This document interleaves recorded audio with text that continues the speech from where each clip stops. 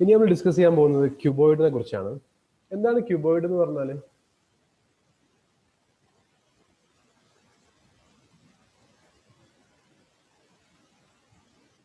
Cuboid, next one cuboid ആണ്.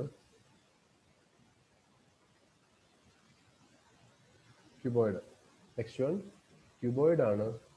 ശ്രദ്ധിക്കേണ്ട കാര്യം, ക്യൂബോയിഡ് എന്ന് പറയുമ്പോൾ ചതുരക്കട്ടയാണ്. നമ്മൾ നേരത്തെ റെക്ടാങ്കിൾ പഠിച്ചല്ലോ, അതിന്റെ 3D ആണ് എന്ത് ക്യൂബോയിഡ് എന്ന് പറയുന്നത്. നമുക്ക് എങ്ങനെ വരക്കാം? ഇങ്ങനെ ഒരു റെക്ടാങ്കിൾ വരക്കുന്നു, അതിനൊരു 3Dയിലേക്ക് മാറ്റാം. ഓക്കെ, വര കുറച്ച് പാളിയിട്ടുണ്ട്, ക്ഷമിക്കുക. ഓക്കെ, ഇതാണെന്ത് ഒരു തീപ്പെട്ടി കൂട് പോലുള്ള ഇതാണെന്ത് ക്യൂബോയിഡ് എന്ന് പറയുന്നത്. ഇതിന് ലെങ്ത് ഉണ്ട്, ബ്രെഡ്ത്ത് ഉണ്ട്, ഹൈറ്റും ഉണ്ട്. ഓക്കെ ആണോ? ഇതും നമ്മളെ ക്യൂബിന്റെ പോലെ തന്നെ 6 വശങ്ങളുണ്ട്, 6 സൈഡ് ഉണ്ട്, പിന്നെ 8 കോർണർ ഉണ്ട്, 12 എഡ്ജ് ഉണ്ട്.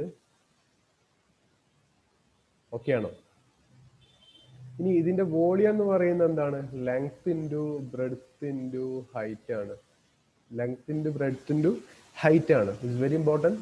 ഇത് 3 വശവും ഡിഫറെന്റ് ആയതുകൊണ്ട് തന്നെ ലെങ്ത്തിനെയും ബ്രെഡ്ത്തിനെയും ഹൈറ്റിനെയും ഡിഫറെന്റ് ആയതുകൊണ്ട് തന്നെ 3 കൂടി ഗുണിക്കുന്നതാണ് ഇതിന്റെ വോളിയം എന്ന് പറയുന്നത്. ഓക്കെ, ഇനി ഇതിന്റെ ഉപരിതല വിസ്തീർണം അല്ലെങ്കിൽ സർഫേസ് ഏരിയ എന്ന് പറയുന്നത് എന്തൊക്കെയാണ്?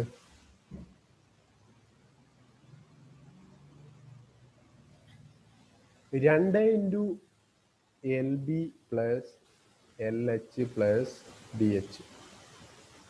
ഓക്കെ, ഇത് ഇങ്ങോട്ട് തന്നെ കാണാൻ പഠിച്ചേക്കുക. ലെങ്ത്തിനെ ബ്രെഡ്ത്ത് കൊണ്ട് ഗുണിച്ചതും ലെങ്ത്തിനെ ഹൈറ്റ് കൊണ്ട് ഗുണിച്ചതും ഹൈറ്റിനെ ബ്രെഡ്ത്ത് കൊണ്ട് ഗുണിച്ചതിന്റെ ഇതൊക്കെ 2 വെച്ച് വരും.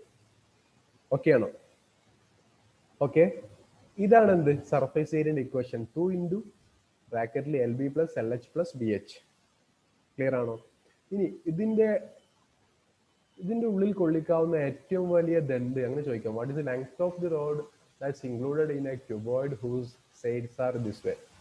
ഓക്കെ, അങ്ങനെ ക്വസ്റ്റ്യൻ വരാം. അപ്പൊ ഇവിടെ മുതൽ ഇതിന്റെ ഉള്ളിൽ കൊള്ളിക്കാവുന്ന ഏറ്റവും ഹയസ്റ്റ് ആയിട്ടുള്ള ഒരു റോഡ് എന്ന് പറയുന്നത്, ഒരു ദണ്ട് എന്ന് പറയുന്നത് ഇങ്ങനെ വെക്കുന്നതായിരിക്കും. എന്ത് ഒരു ഇതിനുള്ളിൽ കൊള്ളിക്കാൻ പറ്റുന്ന ഏറ്റവും വലിയ റോഡ് എന്ന് പറയുന്നത്, അല്ലെങ്കിൽ ഒരു വടിക്കഷ്ണം എന്ന് പറയുന്നത് ഇവിടെ നിന്ന് ഇതിന്റെ ടോപ്പിലോട്ടായിരിക്കും. അല്ലാണ്ട് ഇവിടെ നിന്ന് ഇതിന്റെ അടിയിലോട്ടല്ല, ഇതിന്റെ ടോപ്പിൽ. ഇതാണ് ഇതിന്റെ ഉള്ളിൽ കൊള്ളിക്കാവുന്ന ഏറ്റവും വലിയ കഷ്ണം എന്ന് പറയുന്നത്, ഒരു ലെങ്ത് എന്ന് പറയുന്നത്. ഇതിനെയാണ് നമ്മൾ എന്ത് പറയുന്നത്? ഡയഗണൽ എന്ന് പറയുന്നത്. ഡയഗണൽ.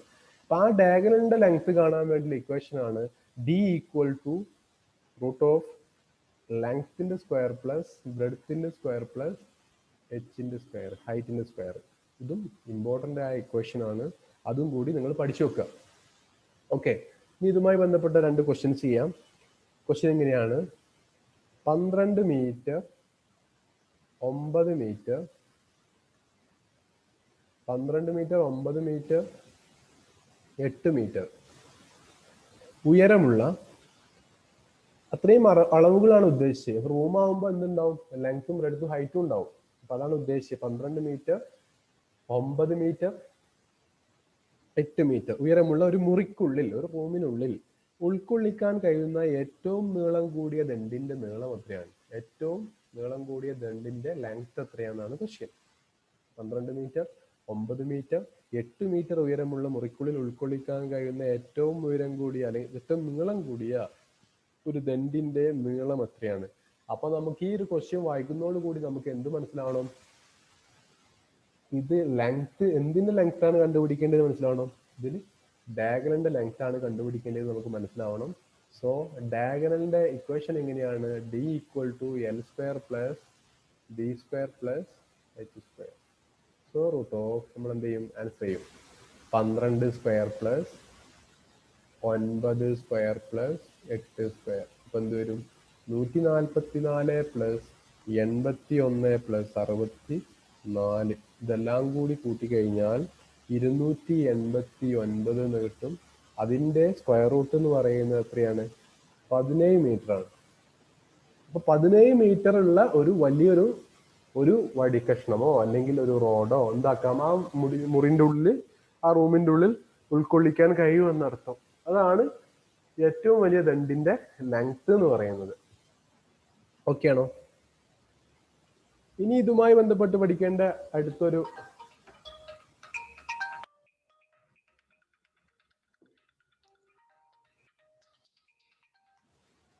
ചെയ്തുകൊണ്ടിരിക്കുക ഇപ്പൊ ഇവിടെ. ഇനി ഇതുമായി ബന്ധപ്പെട്ട് അടുത്ത് പഠിക്കേണ്ട ഒരു ഭാഗമാണ് സിലിണ്ടർ എന്ന് പറയുന്നത്. സിലിണ്ടർ എന്ന് പറഞ്ഞാൽ നിങ്ങൾക്കറിയാം. അപ്പോൾ ഞാൻ രണ്ടും കൂടി കമ്പൈൻ ചെയ്തിട്ടാണ് പറയുന്നത്. ഏതൊക്കെയാണ്? സിലിണ്ടറും വൃത്തസ്തംഭവും വൃത്തസ്തൂപികയും. സിലിണ്ടറും രണ്ടും കൂടി ഒരുമിച്ചാണ് പറയുന്നത് കേട്ടോ. ഒന്ന് സിലിണ്ടർ ആണ്. സിലിണ്ടറിന്റെ മലയാളം എന്ന് പറയുന്നത് എന്താണ്? വൃത്തസ്തംഭം അല്ലെ? അതിന്റെ അടിവശം എന്തായിരിക്കും? ഇങ്ങനെയായിരിക്കും.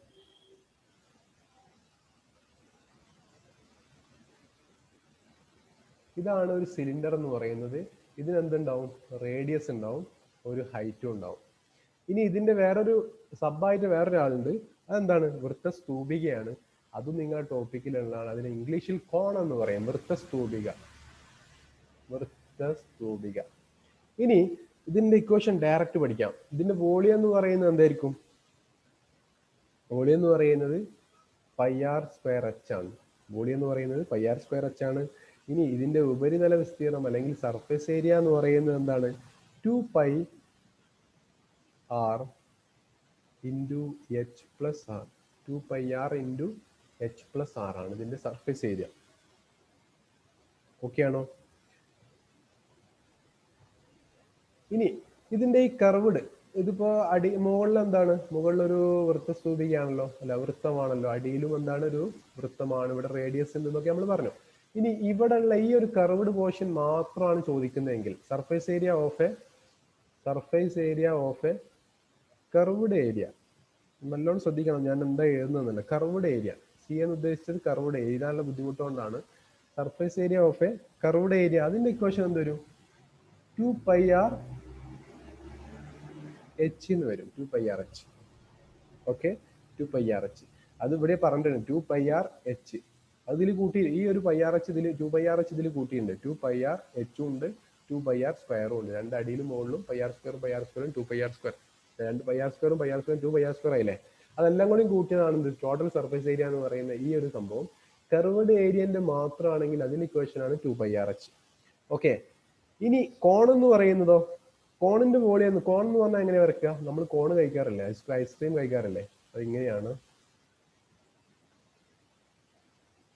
അല്ലേ? ഇതിന് റേഡിയസ് ഉണ്ടാവും, ഇതിനൊരു ഹൈറ്റും ഉണ്ടാവും.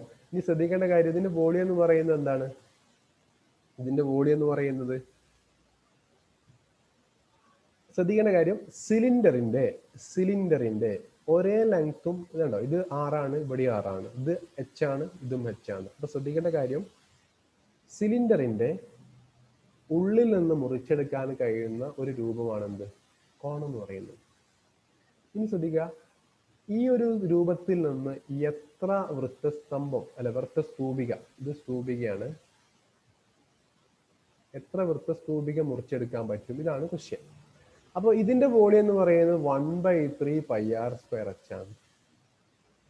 ആ ഒരു കാര്യം എഴുതി കഴിയുമ്പോൾ നിങ്ങൾ ആലോചിക്കണം, ഇതിന്റെ വോളിയം ഇവിടെ πr²h ഇതിന്റെ വോളിയം 1/3πr²h. അതിൽ നിന്ന് നിങ്ങൾ മനസ്സിലാക്കുക, πr²hന്റെ 1/3 എന്ത്? കോണിന്റെ വോളിയം എന്ന് പറയുന്നത്. അപ്പൊ അതിനർത്ഥം ഒരു കോണ് ഉണ്ടാക്കണ എത്ര? ഒരു വൃത്തസ്തംഭത്തിൽ നിന്ന്, ഇതാണ് വൃത്തസ്തംഭം, ഒരു വൃത്തസ്തംഭത്തിൽ നിന്ന് 3 വൃത്തസ്തൂപിക ഉണ്ടാക്കാം. മനസ്സിലാവുണ്ടോ? ഇതാണ് അതിന്റെ വോളിയം എന്ന് പറയുന്നത്. അതിൽ നിന്ന് നമുക്ക് അതിനെ 3 ഭാഗമാക്കിയതിൽ ഒരു ഭാഗത്തെ വോളിയമാണ് ഒരു വൃത്തസ്തൂപിക എന്ന് പറയുന്നത്. അതിനർത്ഥം ഇതിന്റെ ഉണ്ടാക്കാൻ വേണ്ട ആവശ്യമുള്ള സാധനങ്ങൾ എന്ന് പറയുന്നത് അത് 3 കൂടിയതാണ്. ഇത് മനസ്സിലായോ? അപ്പൊ ഇതിൽ നിന്ന്, ഈ വൃത്തസ്തംഭത്തിൽ നിന്ന് ഇങ്ങനെയുള്ള രൂപങ്ങൾ 3 മുറിച്ചെടുക്കാൻ കഴിയും. ഓക്കെ ആണോ? ആ ഒരു ലോജിക്ക് നിങ്ങളുടെ മൈൻഡിൽ വേണം. ഇനി ചോദ്യം ഇങ്ങനെയായിരുന്നെങ്കിലോ, ഈ ഒരു വക്രതല വിസ്തീർണം ഉണ്ടല്ലോ, ഈ കർവ്ഡ് ഏരിയന്റെ സർഫേസ് ഏരിയ മാത്രമാണ് കണ്ടുപിടിക്കേണ്ടതെങ്കിൽ, കർവ്ഡ് ഏരിയന്റെ ഏരിയ മാത്രമാണ് കണ്ടുപിടിക്കേണ്ടത്. അതിൽ ഇക്വേഷൻ ആണ് πRL. ഇനി total surface area of a cone എന്ന് പറയുന്നത് എന്താണ്? ഈ പൈ ആർ എല്ലും ഉണ്ടാവും, അടിയിലുള്ള പൈ ആർ സ്ക്വയറും ഉണ്ടാവും, വിസ്തീർണം കൂടി ഉണ്ടാവും. അപ്പൊ നമുക്ക് അതിനെ എങ്ങനെയാക്കി എഴുതാം? പൈ ആർ ബ്രാക്കറ്റിൽ എൽ പ്ലസ് ആർ എന്ന് എഴുതാം. ശ്രദ്ധിക്കേണ്ട കാര്യം, ഒരു സിലിണ്ടർ എന്ന് പറയുന്നത് പൈ ആർ സ്ക്വയർ എച്ച് ആണ് വോളിയം. കോൺ എന്ന് പറയുന്നത് വൃത്തസ്തൂപിക, അതിന്റെ volume 1/3 pi R square H ആണ്. അതിനർത്ഥം ഇതിൽ നിന്ന്, ഈ വൃത്തസ്തംഭത്തിൽ നിന്ന് 3 കോൺ ഉണ്ടാക്കാൻ പറ്റും. പിന്നെ ഈ 3 ഇക്വേഷൻ നിങ്ങൾ എന്ത് ചെയ്യണം? ബൈ ഹാർട്ട് അടിക്കണം. കാണാതെ പഠിച്ചേക്കണം. ഇതേപോലെ നമ്മൾ കമ്പയർ ചെയ്യേണ്ട അടുത്തൊരു ഭാഗമാണ്